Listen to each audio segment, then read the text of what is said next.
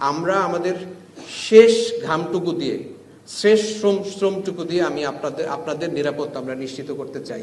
কারণ আমরা বুঝতে পেরেছি যে এটা বাংলাদেশের জন্য একটা প্রায়োরিটি সেক্টর, বাংলাদেশের জীবন মরণ সমস্যা। আপনারা যদি না থাকেন আমাদের অর্থনীতি থাকবে না, এটা আমরা খুব ভালোভাবে বুঝতে পেরেছি।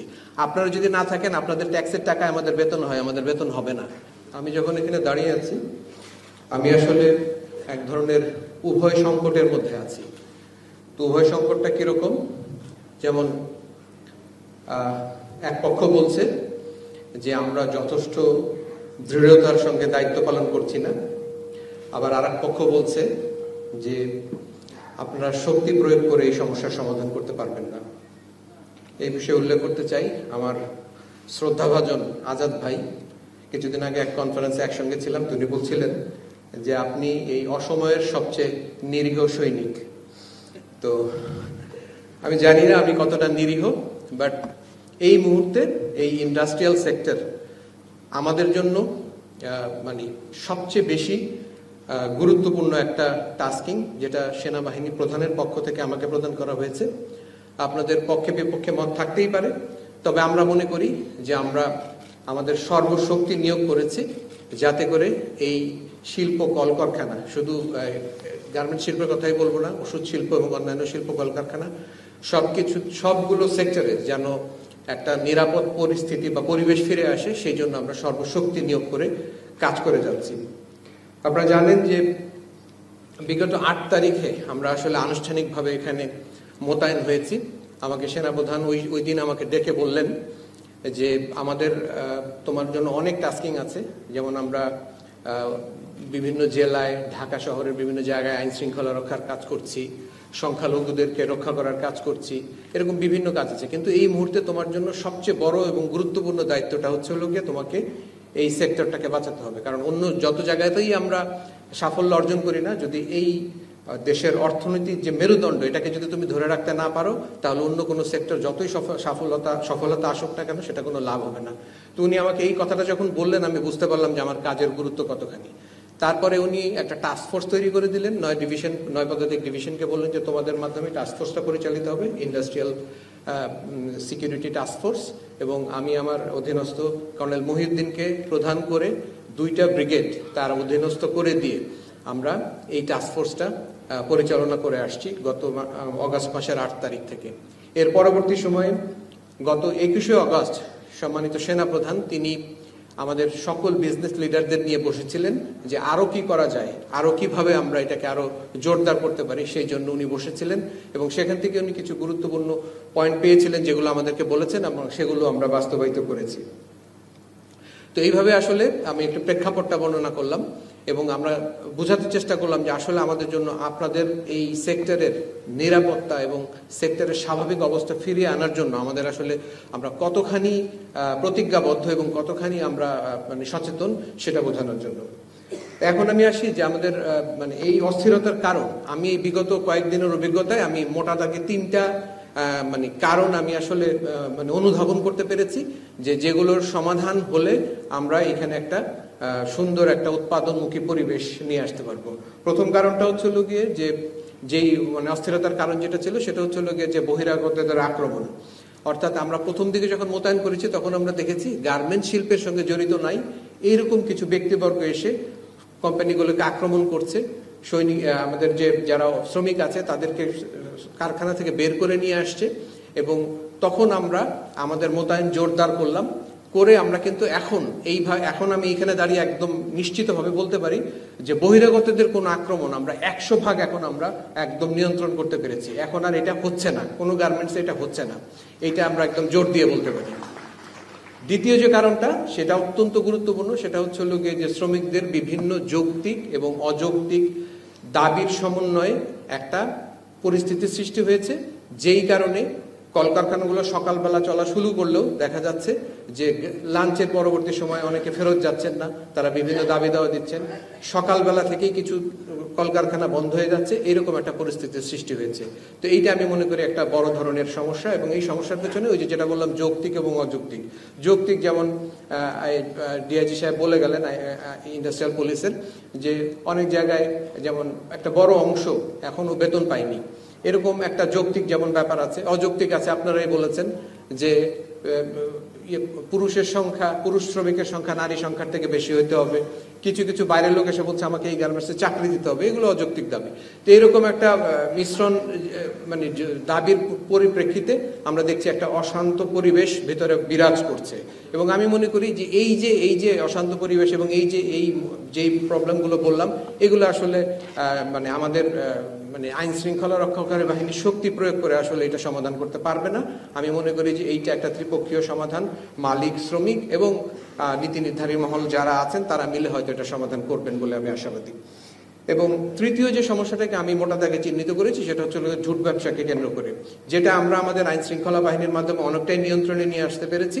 তবে আমি বিশ্বাস করি এই সমস্যার সম্পূর্ণভাবে সমাধান করতে হলে রাজনৈতিক নেতৃবৃন্দকে আগে এগিয়ে আসতে হবে। আমি যেটা আমার অভিজ্ঞতা থেকে দেখেছি, এখানে এই যে মানে নতুন বোতলে পুরান মদ, এরকম একটা সমস্যা এখন আমরা দেখছি। মুখ পরিবর্তন হচ্ছে, নতুন ব্যক্তিবর্গ আসছেন, তারা এসে নতুন দাবি দেওয়া দিচ্ছেন, আমাকে এই ব্যবসা দিতে হবে, এবং যেই কারণে একটা অরাজক পরিস্থিতি সৃষ্টি হচ্ছে। যদিও আমরা এটা অনেকটা নিয়ন্ত্রণ করতে এসেছি, বাট আমি মনে করি যে রাজনৈতিক ব্যক্তিবর্গ যারা আছেন তারা যদি এখানে সম্পৃক্ত হন, তাদের দলের নেতাকর্মীকে নিয়ন্ত্রণ করতে পারেন, তাহলে আমি মনে করি এটা সম্পূর্ণভাবে সমাধান সম্ভব। আর এছাড়া আমি মনে করি এই যে একটা এইজোল্ড একটা প্রথা, এই যে ঝুট ব্যবসা, এটা একজনকে দিয়ে দেয়, আমি মনে করি এইটার একটা পরিবর্তন আসা দরকার। এটাকে কিভাবে সর্বজন গ্রাহ্য করে এটাকে অকশন হাউস বা কোনো একটা কিছুর একটা সিস্টেমের মধ্যে দিয়ে নিয়ে আসা উচিত, যাতে করে এই যে গার্মেন্ট ব্যবসাটা কেন্দ্র করে এই যে একটা পেশি শক্তির যে আবির্ভাব হয়, সেটাকে আমার মনে হয় বন্ধ করা যেতে পারে বলে আমি মনে করি। এবার আমি বলি যে আমাদের কার্যক্রম আমরা কিভাবে পরিচালনা করছি।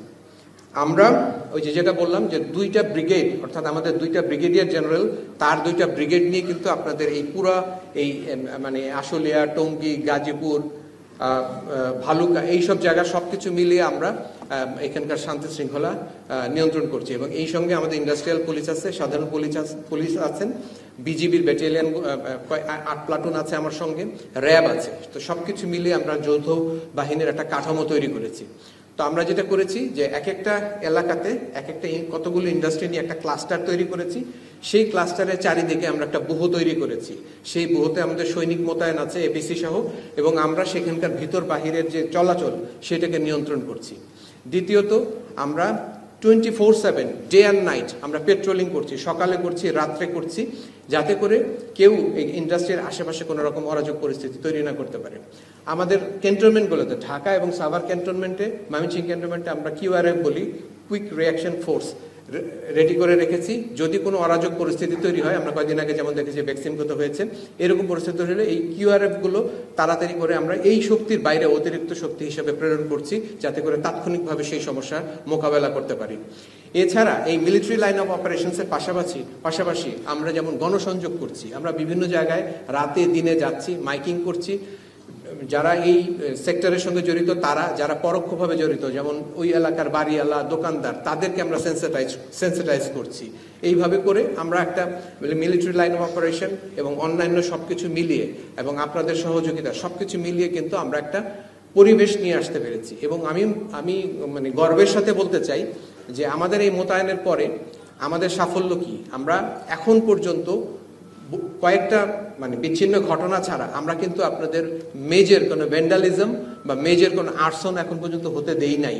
এবং আপনাদের প্রতিষ্ঠানগুলো কিন্তু এখনো মানে যথাযোগ্যভাবে যেভাবে থাকা উচিত সেভাবে আছে। কিছু কিছু ক্ষেত্রে ক্ষতি হয়েছে, সেজন্য আমরা দুঃখ প্রকাশ করছি, কিন্তু অধিকাংশ ক্ষেত্রেই কিন্তু আমরা এখন পর্যন্ত সেটা বজায় রাখতে পেরেছি। আমরা বিভিন্ন সময়ে আমরা যখনই মালিক এবং শ্রমিকের মধ্যে কোনো অসন্তোষ সৃষ্টি হয়েছে, অনেক জায়গায় মালিক অবরুদ্ধ হয়ে গিয়েছেন, আমরা সেই সব জায়গায় সেই সব ফ্যাক্টরিতে যাচ্ছি এবং সেখানে গিয়ে উভয় পক্ষের মধ্যে আমরা বনিবনা করছি, মালিকদেরকে তাদেরকে উদ্ধার করে নিয়ে আসছি, শ্রমিকদেরকে বোঝাচ্ছি। এইভাবে করে কিন্তু আমরা আমাদের কাজগুলো করছি। আমরা রাত্রেবেলা অপারেশনস করে যারা অনিষ্ট সৃষ্টি করেছেন, একদম স্পেসিফিক তথ্যের ভিত্তিতে এইরকম লোকজনকে আমরা গ্রেফতার করছি এবং বিভিন্ন জায়গায় গিয়ে তাদেরকে আমরা মোটিভেশন করছি, মাইকিং করছি, রাতে গিয়ে বলছি যে আপনারা এই কাজগুলো করবেন না, এবং তাদেরকে বোঝানোর জন্য সক্ষম হচ্ছি। তো এইভাবে করে আমরা বলবো যে আমরা এই সম্পূর্ণ এলাকার একটা মোটামুটি একটা শান্তি শৃঙ্খলার যে বিষয়টা, সেটা কিন্তু আমরা নিয়ন্ত্রণ করছি। তাহলে এখন সমস্যা কি?